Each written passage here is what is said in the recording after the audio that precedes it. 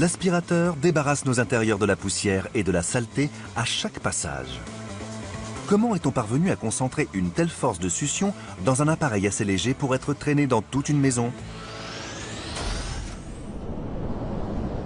85 pièces fonctionnent à l'unisson pour générer une aspiration optimale. Le sac laisse passer l'air, mais emprisonne la poussière. La turbine en acier tourne plus vite qu'une perceuse électrique. Elle aspire 2000 litres d'air par minute. Le moteur super efficace est moins gourmand que celui d'un sèche-cheveux. C'est un monstre glouton, conçu pour durer.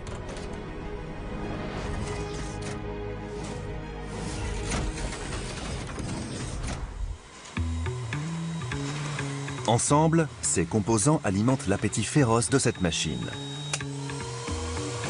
Le corps de l'appareil doit être hermétique pour favoriser l'aspiration, mais également accessible pour pouvoir changer le sac lorsqu'il est plein. Le secret de la superaspiration réside dans un procédé ingénieux, celui du moulage à injection qui modèle le corps de l'appareil. Ce sont des billes de plastique. La première fois que je les ai vues, j'ai cru que c'était des perles. La mission de Yann est de s'assurer que chaque moule reçoit la quantité exacte de billes de plastique.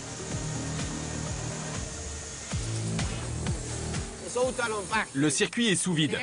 On entend les billes circuler. Une des machines va se mettre en route.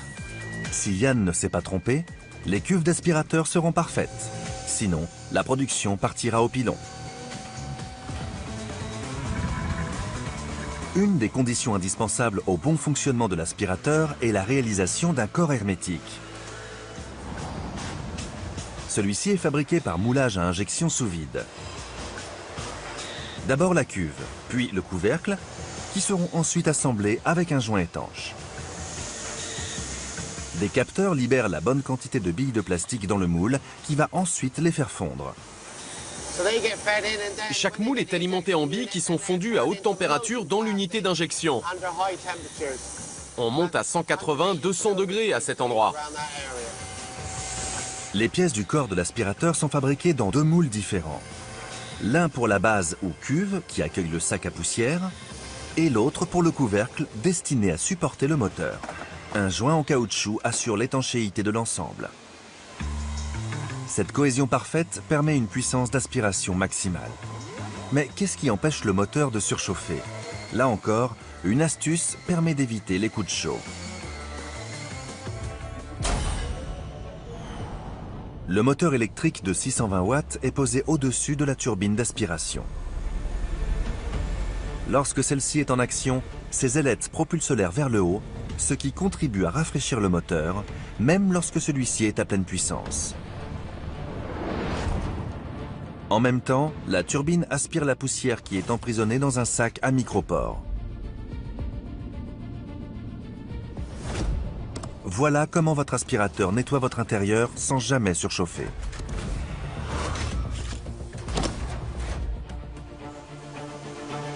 Mais ce pourfendeur de la saleté risque d'être étouffé par celle qu'il dévore.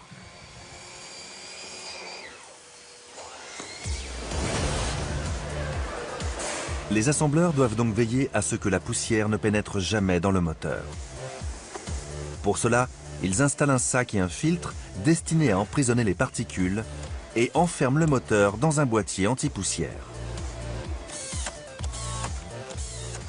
Si on scelle mal le boîtier, l'aspiration ne sera pas assez forte. Kevin vérifie le moteur de tous les aspirateurs qui sortent de l'usine. Je m'assure que le joint entre la cuve et le couvercle est bien étanche.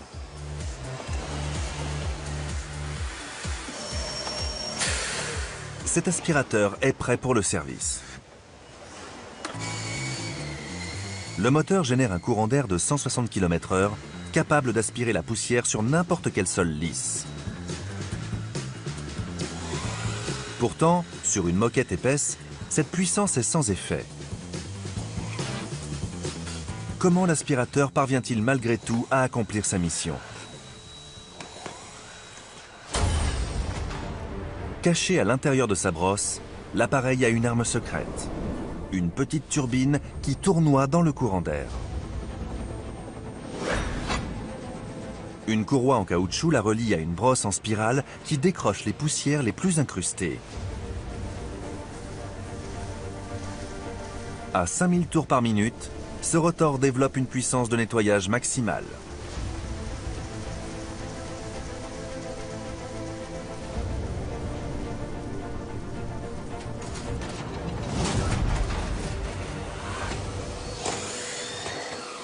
Cette petite machine est même capable de venir à bout du talc répandu sur cette moquette.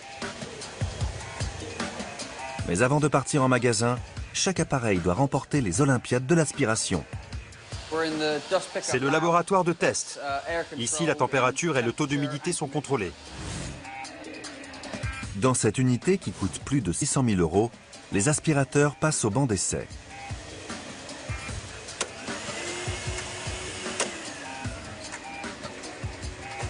Des robots étirent leurs flexibles et font tournoyer leurs fils d'alimentation pour vérifier la qualité des appareils et leur solidité.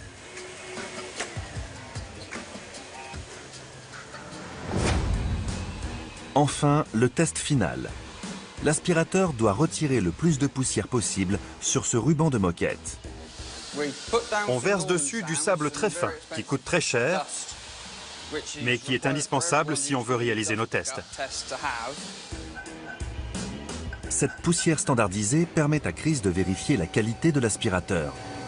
Pour répondre aux critères exigés, celui-ci devra aspirer une bonne quantité du sable répandu sur la moquette. Voilà, c'est terminé. Maintenant, on va peser le sac pour voir quelle quantité de poussière a été aspirée. 63,9. Cet aspirateur a passé le test avec succès. Il est apte à nettoyer les moquettes les plus épaisses.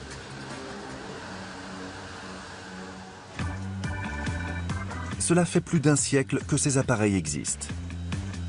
Ils avalent des millions de tonnes de poussière et contribuent à rendre notre quotidien un peu plus agréable.